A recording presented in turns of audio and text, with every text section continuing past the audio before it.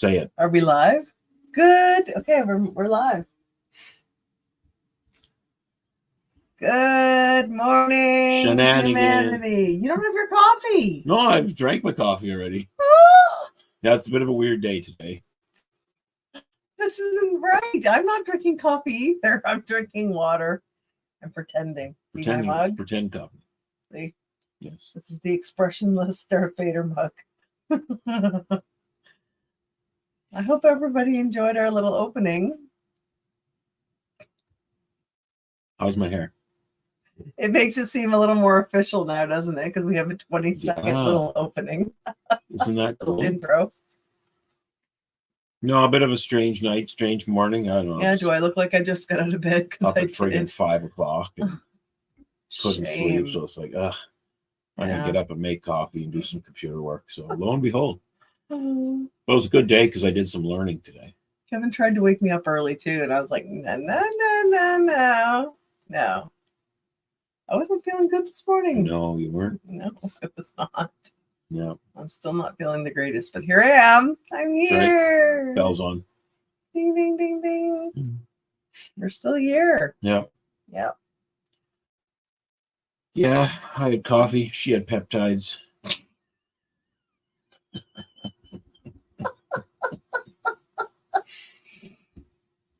I had wicked heartburn this morning. Like painful heartburn. Being so gassy.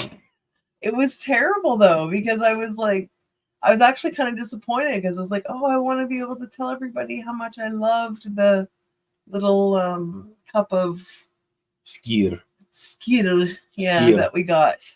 And it's not Skier's fault. I mean, it's my fault because obviously there was some, I think what it was actually, because it had a lot of spice in it, a lot of little spices in it, like the fall spices. On the spice.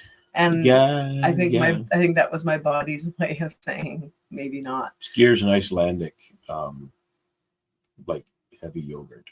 Is it Icelandic? Yeah. Mm-hmm, I believe so. Yeah. But she's from Netherlands. That whole area. Yeah. No, it tasted divine. There's no question. This and I have yet to eat mine. Local dairy. Like they make great products. There's no question. We tried this new thing last night. This skyr. They call it like a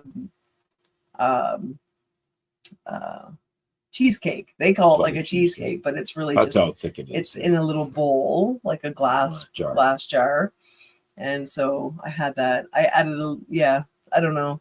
Anyway, either way, it just did not settle well with me. So yeah, for some reason I had major indigestion this morning and painful heartburn. So anyway, that's nice, right? What a great way to start the show. I think we need to lower that camera a little bit. Oh. Yeah, it is kind of high. It is high. I don't know why is it like that? Well, I didn't raise it, did you? Oh, maybe you brought it closer. No. I think you brought it it's closer than it usually is. Oh, there. That's a little better. It changes the picture. Yeah. Yeah. Changing the picture's good. Changing the picture is good. So since the topic today is forgiveness. Heavy topic today. I forgive myself for consuming that little jar of skyr last night. That was our supper too, actually. We didn't even eat supper. I don't know. I'm just not really hungry the last couple of days, honestly. No. Apparently some major energies last night and last few days, like pummeling us. Yeah, our friend from Alberta texted this morning and asked if we felt the... No, that was Tom from Ontario. Oh, that Tom. I thought it was the other Tom. Tom. If we felt the energies. Oh, well, I've been feeling big time energies the last 3 or 4 days. Lots of celestial stuff coming in. Oh, yeah. I don't know what the details are because we're not experts on that, but there was, and it's interesting because we met with a guy for coffee yesterday, whom we apparently already met. And we did not recall meeting him, did we? Before? Well, it was a one-time meeting. It was a one-time thing. He had come to one of our meetings several years ago. And he reminded us that we've already met. It was like, oh, and this was after. And he said something about the first time we had met him it was some auspicious event with some new moon or I think he said new moon. And then this time, 3 years later, we're meeting again. And it was also the same moon or something, which, him being he's more of an expert in that. So he saw that as something meaning something. So whatever. I was like, well, that's pretty cool then. Either way, we had a great conversation. Right? Mm-hmm. We did. Yeah. So yeah, fun times. Yeah. I got my scarf. Yeah, gotta have my scarf on because I keep my neck warm. It's chilly. 0 degrees. You can feel winter coming. Kind of. Yeah, 0 degrees. But it's nice and sunny out today. So 0 degrees and it's November 1st. Mm. Holy cannoli. Yeah, right around the corner from the shenanigans. Right around the corner from the shenanigans. What shenanigans are you talking about? U.S. shenanigans. Oh, yes. The American election's coming up on Tuesday. That's true. I just wonder, anybody who is watching live, or even if you're not watching live, doesn't matter, but if you're watching the replay, but I'd be interested to see you put in the comments who you predict is going to win. Such a frigging gong show. It really is. It's quite a theater, isn't it? It's quite a performance. But we forgive them. We forgive them. I don't know what my prediction is, honestly, about the American election. I predict mass confusion. That's what I predict. I predict whoever wins, there's going to be a fight that it wasn't legal, or that there was somehow something bad happened to prevent the other person from actually winning, or who the hell knows? There's going to be, if the election even happens, I mean, are they going to try to shoot Trump's ear off again? Who knows, right? Really, anything could happen. I don't know why people are just intent on voting for evil. Either way, it's completely fucked. Well, why are we doing that still? Well, I think just people feel it's the only thing we can do to try to make a difference, I guess. We got to do something different. Change the politicians, then it must mean you're going to change the trajectory of the future, right? Two cheeks of the same friggin' ass. It is true. It is true. We'll just select it anyway, so whatever. Well, this is what I mean. Regardless of who wins, it's probably not based on how many ballots are cast. It's probably already been figured out. I get the impression, just from the little bit we have listened to some podcasts and stuff, that they're thinking they're probably going to try to put Trump in. That's the impression that I'm getting. Or at least that's the actor Trump. That just don't even go there, Kevin. Seriously, that's where he is a fucking actor. Well, they're all actors on some level. Mm-hmm. Yes, they are for sure. But yeah. So it really, I don't know. It just seems like that's what they're going for, is Trump. So okay, that's enough of that silliness. Yeah. Anyway. We'll forgive them for they know not what they do. Yes, forgive them, Lord, for they know not what they do. Mm-hmm. That is a quote from the Bible, isn't it? Yeah. I do believe memory serves. Yes. Mm-hmm. Yeah, you should know this. You've done lots of Bible study in your life. Yeah, well, we bust it out at opportune times. Yeah. As long as it's in context. Mm-hmm. I guess so. Yeah. Jesus, what a way to start it. I'm sorry, you guys. Obviously, we're dealing with a few things right now, and well, I know actually we are, and aren't we all though, right? This is life, right? We're all dealing. What's with life if you ain't juggling? You ain't dealing with some shit. 5,000 things all at once. Mm-hmm. Even Darth Vader, he's feeling it. Oh, he's totally feeling it. And he's showing it too. He's showing it too. Can you see the expressions on this man's face? Look at him. Look, he's all over the place. Yeah. With his emotions. Completely. He needs some timeline work. Well, anyway, we had thought about changing the topic today because Kevin felt there would be something else he wanted to talk about, but we'll have to save that for another day because we did say we were going to talk about forgiveness today. So that's what we're going to talk about. Well, I mean, it's a topic that we've had discussions about like plenty of times, right? And it seems to be a topic that people like to keep talking about. What's that? Hello, forgiveness. Oh, forgiveness. Yes. Where you been, dear? I'm still waking up. Oh, drink your water. Shall I get you the coffee? I have not had any coffee this morning. Maybe that's the problem. That's right. No, I'm fine. I'll just keep drinking water. Because I guess we all experience things from ourselves and other people. And, certainly we have to process these in our own time. And, things can materialize from pretty well anywhere and anybody. And I mean, we like to say that everyone is doing the best they can with what they have. With the resources that they have. With the resources they have. At the time. And resources means mental, emotional, physical, spiritual, financial, geographical, fill in the cultural, blank. Every kind of fill in the resource. blank, man. People are doing the best they can. Best they can. So you might not think that their best is good enough, but right, it doesn't matter. But that then is the judgment on you. That's a whole other topic. Right, that's your judgment of that. So which translates into a perception of. Yeah. Right, the person, place, or thing. And sometimes we even have to go through that. Like when at first, we don't feel like we can forgive somebody for something they may have said or done. Sometimes you have to go through that process of like reminding yourself, like, right, they're doing the best they can. Like they're not meaning to be harmful, or I would hope that they aren't meaning to be harmful. There are some people, but even in that regard, listen, we could go on and on and on with this. But I mean, if they're meaning to be harmful, then you could say they're still doing the best they can with the resources they have. And it's obvious that the resources they have are causing them to be a mean person.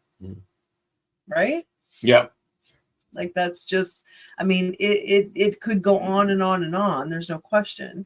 But I know we've had people ask us like, yeah, but how can you forgive fill in the blank? Like, how can you forgive someone who abused you? Or how can you forgive? Well, let's since we started off talking about politicians and the government and such, how can you forgive the government for lying to us and doing the things that they've done and da da da da da? Well, can we just take that light down just one notch? Because I find it's just a little too bright on my eyes. Do you mind just flicking it? Just flick it for me, dear. I suppose. Just flick it. Shenanigans. One notch. That's a little bit better. Yes, thank you. I appreciate that. That's much better. Shenanigans. Thank you. But the reality is that here's the kicker, you guys. Forgiveness is not for them.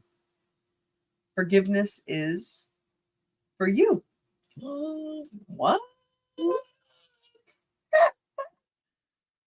Yeah, it's kind of a selfish act in a way. Yeah, but this isn't about running out to everybody that you felt that you have wronged and connecting with them and say, you know what, I'm sorry or whatever, or I forgive you. Or I forgive you.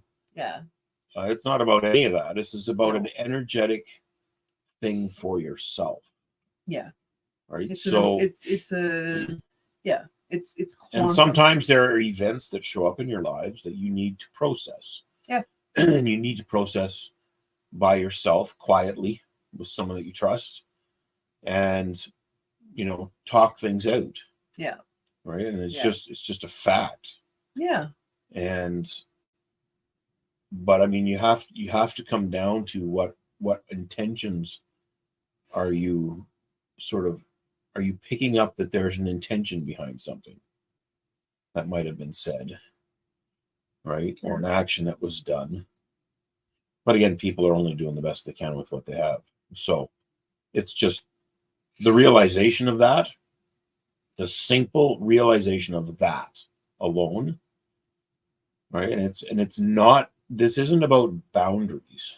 Well, it isn't about excusing. It's not about trying to excuse excuse bad behavior either, but it is about acknowledging that there is a reason that those bad behaviors are existing, potentially, are happening. You know, if you think that someone hasn't done their own work or needs to do more of their own work, or they haven't done any work and they're just them, then that just is what it is. So, like I've had to forgive a lot of people in my life that have not one bit acknowledged that they've even done anything to cause me pain or cause me harm, and in fact would probably deny it to the death that they have. Maybe. But I still forgiven them. Oh, why? Because it was me carrying that burden around. You carry that energy, of my pain towards them, of my anger towards them, you might say, or my sadness, even my sadness, right? Owning those emotions, but they become a heavy burden, and we carry them around. Their lives go on, right? Regardless of what they said or did, their lives go on. But the thing with not getting to this point, which point? Of forgiveness, or realizing everyone's doing the best they can with what they have, does one thing for you, and that is keeping you in victimization. Yeah, it keeps you stuck. So I remember interviewing Randy Gage, and his story is actually very, very interesting. Yeah, we should find that interview and maybe share that on his story is very interesting because when he was very young, that was back in what, 2018 we interviewed him? I don't know. Oh, it was a while ago. When he was young, he was, I don't know, mixed up in a bunch of things. Yeah. And he shot? I think someone shot him. Yes. I think he was actually like shot, but he lived. Yes. And through his recovery, he actually came to the realization that he had to forgive the person that pulled the trigger. Right. In order for his healing to happen. Right. Because if he didn't, and this wasn't about going and talking to the person and saying, I forgive you. This is about the internal work of the forgiveness process. Yeah. That allowed him to then become someone, or become the person that he is today. And without letting that go, he would have stayed stuck in the idea of victimization, because it's a precursor to blame. Right. Blame. It's stuck in the story. It's because of that right? And again, it's an outside yourself kind of action. Yes. So whereas forgiveness is a very internal exercise. So when we take this to this level of people are only doing the best they can with what they have, then we can start to make a shift from the poor me effect side, which is the poor me, they blah blah blah, pointing the fingers all the time, right, to the cause side and saying, I'm now taking responsibility for what my internal and external potentially experience is. Yes. And when we do that, then we empower ourselves to be able to be and do differently. And remember, it doesn't change what happened, as far as like, that did happen. Yes, that person did do that or did say that, right? That's fine. But it changes your response to it. That's right. Right. It changes. So instead of reactive, you have a response, because the response is tempered with thought and contemplation. Higher thinking. Exactly. Yeah. So do you want to be able to respond to something, or do you want to keep reacting to something? Reaction is more animalistic instincts. Yeah. Right. Those are those triggers we were talking about last time. Yeah. Right. The triggers. And I know some people might say, but there's just some things that are unforgivable. Really? What does that mean? Is that not a perception? Okay, I know the kinds of people that watch this show. Mm-hmm. So I get where they might be coming from, because they're talking again about, they would be bringing up those entities, okay, those individuals, those groups, those bad actors in the world that are doing really bad stuff. There's no question. So how do we forgive them? Because let's face it, okay, I mean, I'm gonna go there, right? We have an entire nation that is currently genociding in another entire nation. Oh boy. You know?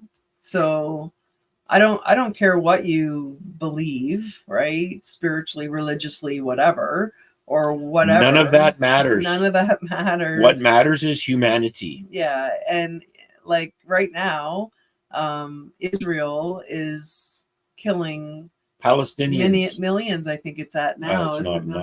Hundreds of thousands. Okay, hundreds of thousands of Palestinians. But more than one. People, like, we're killing people for an agenda. Actually, let's face it. But you could say, at least at the surface level, they're killing them for something they may have done to them a long time ago. You know, they've never forgiven them for, and punishment. That's what we're doing. We're getting revenge. You know, how's that working for you? How's that working for us? How's that working for humanity? You know, that's the big question. It's not really working. So because that kind of bullshit doesn't exist in the new world, folks. So if you just took it at the surface level, because we know that this is all by agenda, we know that there's a deeper reason why all these things are happening. But if we just took it at the surface level of what they would claim that it's about, if that nation of Israel could forgive for whatever may have happened in the past, do you think that they would be doing what they're doing? Well, both sides, really. Both sides. Okay, we'll look at it as both sides. Okay, I'm not saying I'm not saying that the Palestinian, that there haven't been people like from Palestine that have done bad shit. Of course there have been. Guess but that what, doesn't folks? mean everybody should There's pay been for people it. from every bent, it doesn't mean every religion, every should culture, every skin color. We've all that has done bad shit to other people. Yeah. So what we need to do is take the next step and call out the bad shit. So in other words, as opposed to looking at the person and saying, "Oh, well, because you are fill in the blank, then you're absolved of, or you're justified in doing the bad shit." Yeah. Right? So think about this from the Randy Gage perspective. Yeah. If he had harbored that negativity towards the person that shot him, right, that is only affecting one person. That's him. That's why I say, like, the other people, they just go on with their lives. Because whatever. I want justice. I want revenge. That person needs to learn. And if you're going through life thinking other people need to learn lessons, need to pay, you know, need to repent, need to whatever, that's a freaking judgment on you. It's a judgment on you about someone else, and you're not in control of them. You're not. There's only one person you're in control of, and you need to go look in the mirror about that. Isn't that what repentance is, where you go and you repent and then God's supposed to forgive you or something? See, but this is the thing that, I mean, this is one of the things that's bugged me about this kind of environment. Here we go. Right? I opened the door. You did. Yeah, and I'm walking in it. You are. Because I believe, like somewhere, if memory serves, wasn't there some metaphorical discussion with Jesus about some prostitute that was brought before him, and you know, people are saying we need to stone her for sinning and this and that, and didn't he say something like, let he who has not sinned cast the first stone, right? But then he also added in, I forgive you. I do believe to that. You mean he forgave her? Yeah, or the other people that wanted to kill her. So, like, because again, it still comes back to they were doing the best they could with the resources they were dealing with at the time.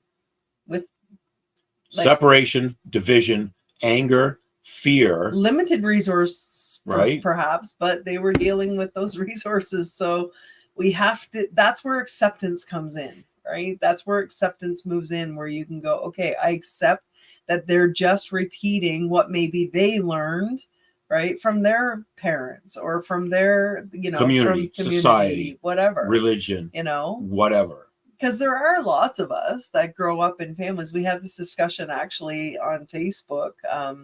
Was it yesterday I was telling you about that? Susan put this up, but this conversation about how sometimes you're born into a family and you just wonder, like, were you switched at birth? Like, maybe I was adopted. Because you're just completely different from the rest of your family. Hello. I can totally relate to that idea.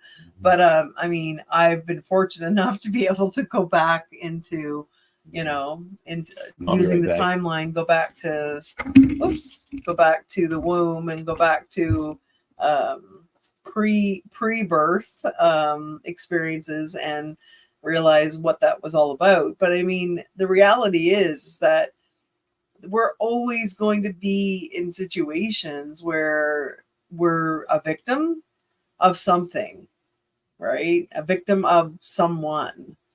And I think that the quicker we can learn to forgive, maybe it'll just become a nice unconscious program of just being able to forgive. But again, it doesn't mean, like, I know a lot of people get this impression that this idea of forgiving in this way, it's letting people off the hook, right? But I really think we need to get away from that, and we need to start seeing and start understanding that forgiving them is healing, is helping ourselves to relieve ourselves of carrying around those negative emotions towards that individual for what we see as something they did wrong, right? So it's liberating, right? It's extremely liberating to come to that place of forgiveness. And, like, Kevin and I aren't perfect, trust me. We go through our emotions too, and we go through our processing, and because sometimes someone really, an action maybe that they've taken or something they've said is just like, seriously. And we might have to work through it, and it might even take a whole day of working through it. But something has happened recently that's caused us to kind of go through that process. But I mean, we go through it though, and then we get to the other side of it and realize, yeah, you know what, like, it's okay, this is how we're going to respond to it. And you just, again, you come to that place of acceptance and understanding that they're doing the best they can.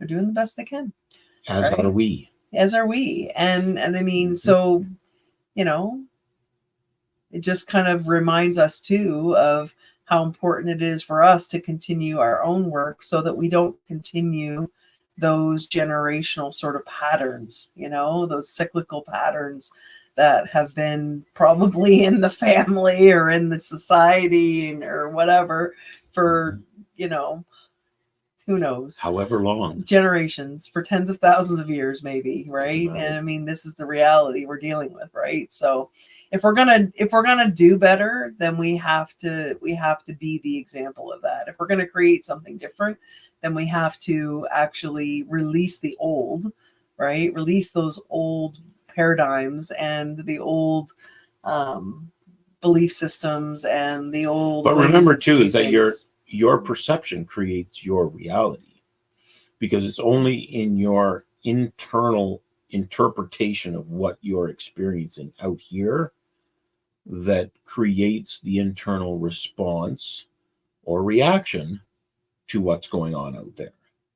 Yeah. So when you shift that so that your perception becomes different the way you want it to be, you will then project that out. So that's just the way it is. I mean, science has caught up with that finally, that a lot of people have been saying for millennia. So where are you going now? I'm just give me a second here. I'm trying 1,000. So oh, I didn't mean to play that. Sorry about that. So yeah, so your perceptions create your own reality. Yeah. And that's just the way it is. So if we run around perceiving that someone has harmed us, then that's your perception of it. So by owning your perceptions, then you will be able to unpack those experiences and unpack the emotions and unpack the maybe the limiting decisions or beliefs that support what you're witnessing or what you're experiencing. That's right. So it's deep stuff, but go look in the mirror. Yeah. It's a pretty simple step. Is go look in the mirror, and if you receive a response from someone that that's been unexpected, or maybe it's predicted or expected, then why don't you stop and ask yourself the question, how is it that person is responding in the way that they're responding? Because if you are a participant in that experience, then go look in the mirror and ask, how did I contribute to the way that I interpret them experiencing what this circumstance what is? I like to do to take ultimate responsibility for anything that I'm going through, that I'm experiencing as a response to something somebody else may have done or said, is and we do this with our therapy practice and stuff. We teach people this, is that you say, how is this me? Because that's like ultimate responsibility, and people will go, what? That's not me. I would never do that. It's like, whoa, stop. Right? Now, you really need to excavate this. Like, you really need to go inside and really look at yourself really harsh. Like, you got to be honest with yourself. This is about being like really, really freaking honest with yourself. But the reason you need to understand this is because that 95+% of everyone's daily existence on this planet is run unconsciously. Yeah. So you're only able really to consciously be aware of about 5% of the stuff you do and are responsible for doing during the day. Because most, like you said, 95% is just unconscious programs. Right. It's like, oh, I'm going to go on the computer. I'm going to make coffee. Those are conscious things. It's like when you're driving in your vehicle to the same place you drive to all the time. You're not, and you don't even remember thinking about it. You're just doing it. You're just doing it. Yeah. It's all unconscious. That's right. So that's right. 95+%. That's nice, Lise. Thanks for mentioning that. Lise was one of the people that we did a lot of work with years ago, and she's saying that mirroring exercise was life-changing for me. Well, it's true, right? Because it is. Look at yourself, right? Because if perception is projection, right? Mm-hmm. And you're getting that experience from that person, right? That's triggering you, that's upsetting you. Then that's where you really have to look inside and go, how is this me? Did I project this out? Is this something that I have projected out that is then just mirrored back to me? Okay, so this ties directly into the concept of take me to your leader. It does. Kevin loves but that. The other thing it does is it brings to light the idea of a negative belief, even at an unconscious level, that someone may have. Because if your unconscious mind has a belief like that, you're going to be projecting that out. So think about this. If I have a belief somewhere, and people, this is unconscious stuff. People are not walking around thinking about this. No. Right? You actually have to start thinking about what you're thinking about to think about this. That's called metacognition. Right. Yeah. So when you start into this process of thinking about what you're thinking about and start to uncover things like I'm not lovable. I'm not worthy. I am a victim. Yeah. And the list can go on. Think about this. If it's almost like your unconscious mind is projecting a big sign above your head. Yeah. That says I'm a victim. Yeah. Or I'm not lovable, or I'm not worthy. Whatever it might be. And yeah, the energy's going out.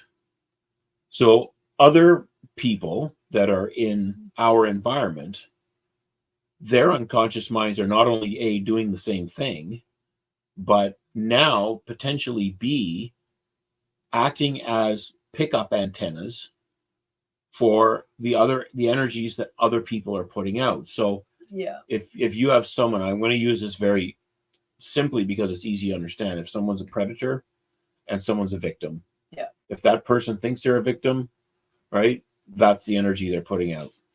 It's almost like looking at someone that's depressed. It has a physiology to it. Yeah, I'm depressed. Right? There's a physiology to being depressed. Yeah. Right? I'm Shoulders depressed. hunched over, long face, trudging along. Like there's a physiology to it. Yeah. So that is subtle body language cues that go out into the field. That other people's unconscious minds. But those are tied directly into the energy of the mind that's going out in support of that physiology. Right? It's big stuff, but this ties directly back into us needing to be able to forgive ourselves and then do our own work, acknowledge what's going on unconsciously.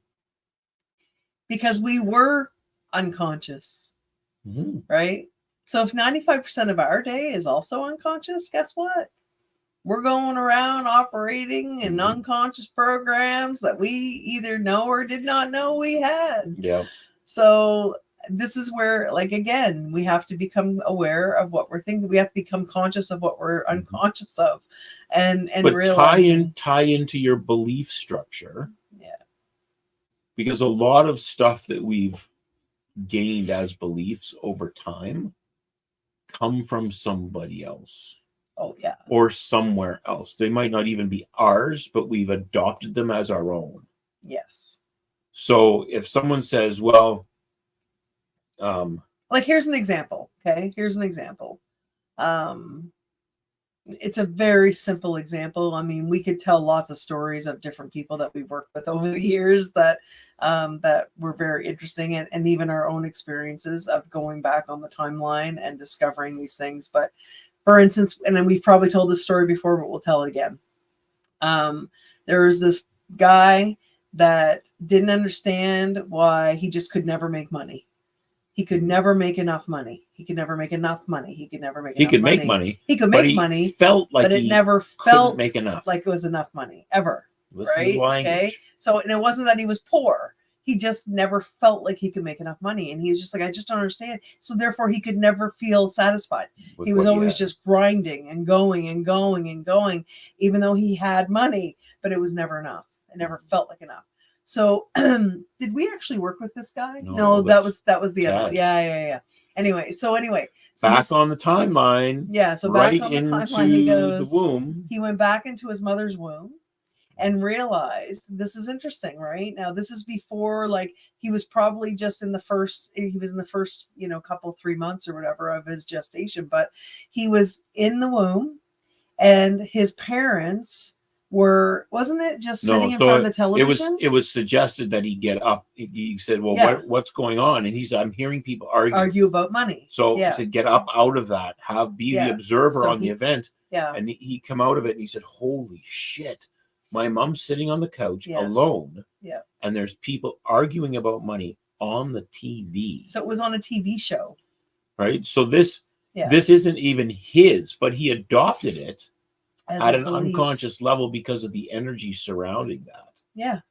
So he took that in, and it became part of his unconscious programs, and he didn't even know why or where or what it was from or anything, but it still became part of that programming that stuck with him. Because it's all energy, right? This is all frequencies. This is where it all comes in. I mean, in a conscious exercise. And luckily for him, timeline is a powerful tool, and he was able to let that go, right? So that he could feel differently about money. But think about your own experience, and even as a conscious exercise. Yeah. Sit down and think about what you think about regarding any context. Choose a context. Yeah. Right? It doesn't matter. It can be life, it can be love, it can be relationships, it can be intimate relationships, it can be career. Yeah. And it can be finances, it can be spirituality, health and fitness, etc. Choose a context and actually dig into this and think, what do I actually believe in here about those topics or that context? Just choose one and do it. It's a very interesting exercise, because what you'll end up finding is that you'll have beliefs. It's like the story I told you. Most people don't believe they're enough. Right. I mean, we can go high level on this some context, in terms of sort of societal mean beliefs, for sure. Yeah.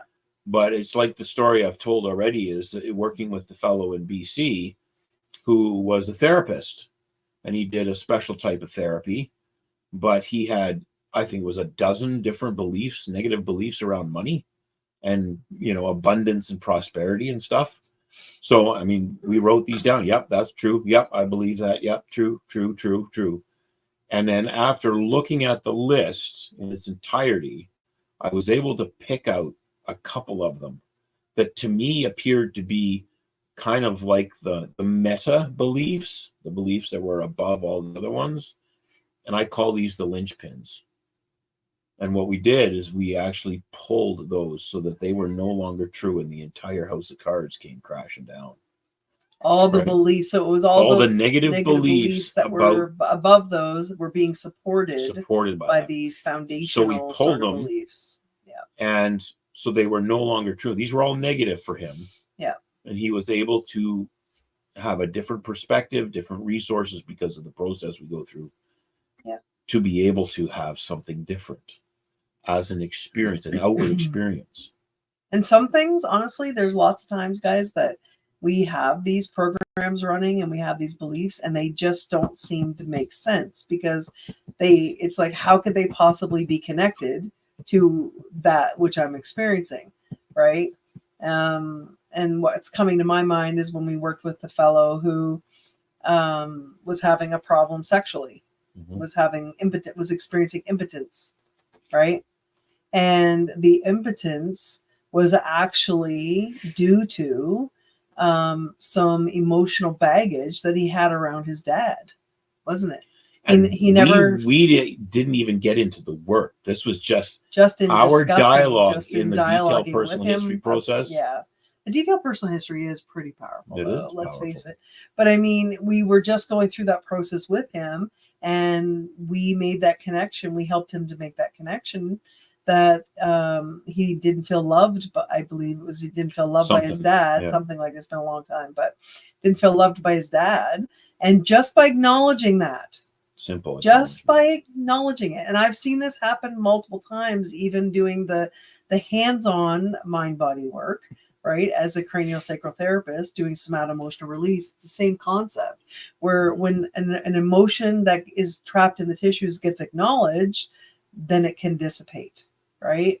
So this is what happened with him. He just simply acknowledged it when we were talking and dialoguing about it, and he was pretty happy next time we saw him, because his girlfriend was very happy. His girlfriend was very happy because his sex life returned, right? Just by going through that process. And that's it. That's all it was.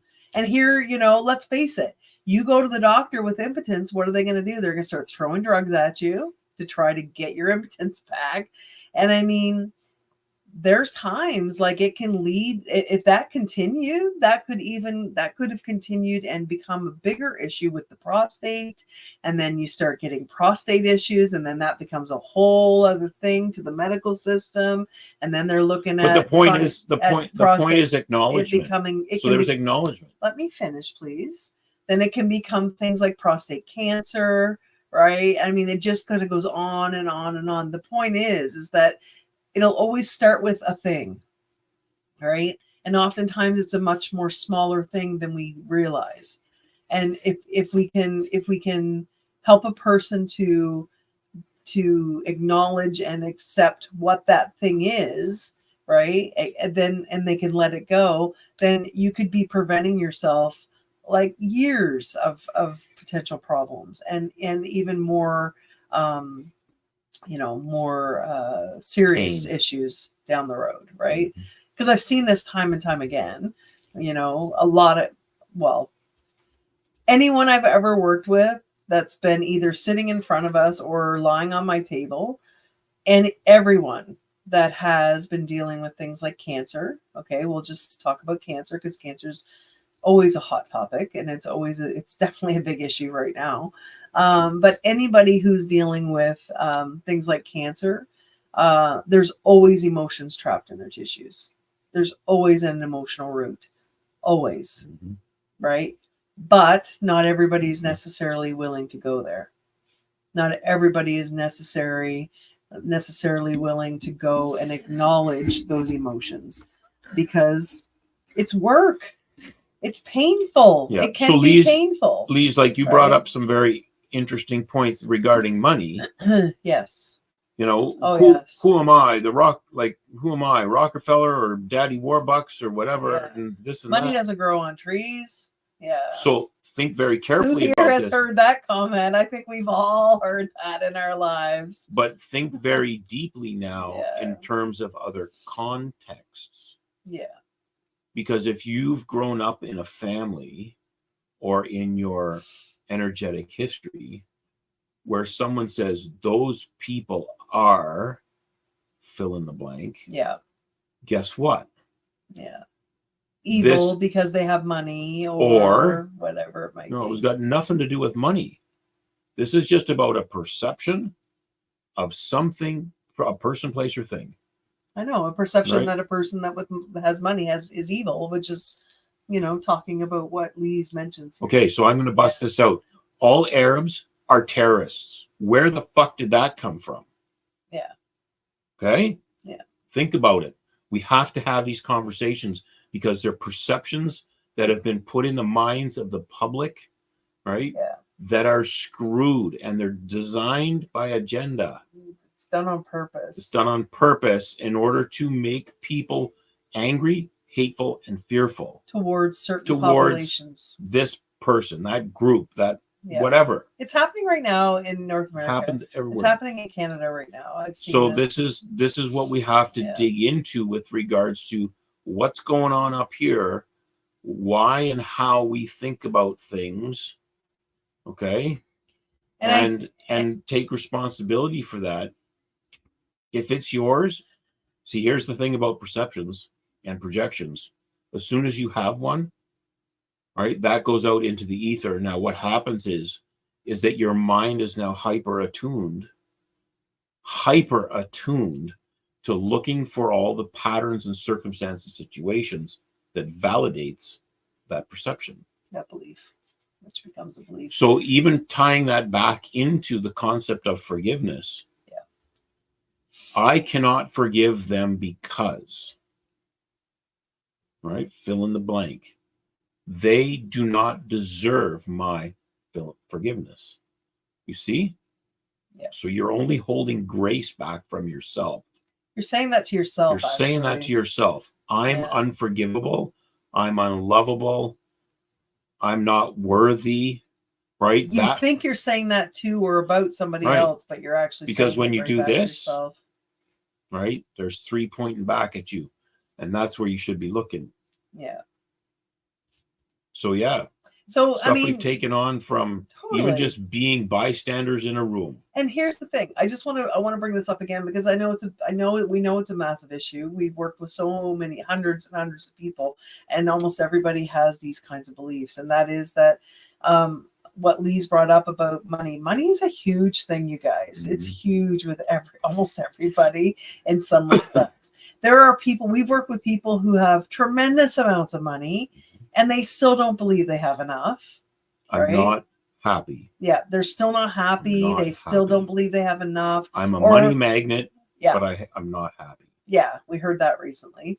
But I mean, there's people that have loads and loads of money in the bank, but they still feel poor, right? They're still terrified to always lose it, right? I dated a man before I was with Kevin for 3 years, and the man was a millionaire, and he's still, I mean, there's nothing wrong with being thrifty and stuff. That's great. We're thrifty too. I love thrift stores. Like I mean, you know, I like to be careful about money, but the thing is that there was always this tension around it. Right? There was always this, like, you know, if you have to go through life feeling fearful all the time that somebody's going to take advantage of you, or somebody's going to take your money, or you're always going to lose your money or whatever, like, that's not a good feeling to have, right? No matter how much money you have in the bank, you're never going to be happy. So it's like, you might want to deal with that. But here's the other thing. That's about worry. It is, like, it's right. This is the worry part of things. That's a belief. You get what you worry about. Yeah. So if you're a worry wart and you have an addiction to worrying, take very, very close and pay close attention. There's lots of that. Because here's part of the thing is that the mind does not know the difference between the not and negation. It doesn't recognize negation. So if you're saying, I don't want fill in the blank, it doesn't recognize the negation because you don't think of a friggin' blue elephant. All right. And this is a mental exercise right now to show you how that works. Because I guarantee everybody that just heard that thought of a friggin' blue elephant first, so that they can now not think of the blue elephant. Okay. So now back to my money analogy that you have not let me finish, Kevin. Here's the other piece that I see a lot. Okay. People have an idea, a belief, a perception of people who are rich. And they will often repeat this thing like, you know, money is the root of all evil. Well, then people who have money must be evil, right? Or, you know, rich people are greedy, right? Or whatever that negative perception is around your belief around people who have money. All right. It's so real. This is so common, and it needs to be brought up because I want people to get really friggin' honest with themselves about whether or not they're holding those beliefs. And they're wondering why they can never make money, or they never have enough money, or they can't just seem to do better than just scraping by, right? If you, if you have those kinds of negative, limiting perceptions about people who have money, rich people, okay, and you catch yourself thinking things like that or saying things like that, then guess what? You're never going to have any more than just what you need probably to survive, to scrape by. You're never going to experience abundance and prosperity, which, by the way, is not evil. Abundance and prosperity, wealth even, it's not evil. I mean, I would have to say that, you know, it is important to know how that person may have gotten that. I mean, there are lots of nefarious individuals in the world that do get wealthy from doing very bad things, but not everyone.